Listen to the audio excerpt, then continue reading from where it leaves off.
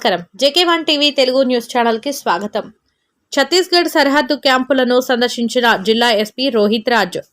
తెలంగాణ, ఛత్తీస్గఢ్ రాష్ట్రాల సరిహద్దు మావోయిస్టు ప్రభావిత ప్రాంతాలైన చెన్నాపురం, ధర్మారం సిఆర్పీఎఫ్ క్యాంపులను బుధవారం జిల్లా ఎస్పీ రోహిత్ రాజ్ సందర్శించారు. అక్కడ అధికారులను, సరిహద్దు ఏజెన్సీ, గ్రామాల ప్రస్తుత స్థితిగతులను అడిగి తెలుసుకున్నారు.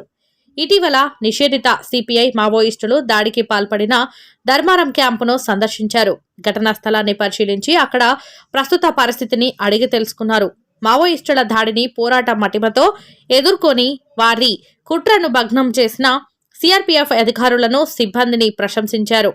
క్యాంపుల నందు విధులు నిర్వహిస్తున్న అధికారులు, సిబ్బందిలో మనోధైర్యాన్ని నింపాలని ఆయన అధికారులకు సూచించారు.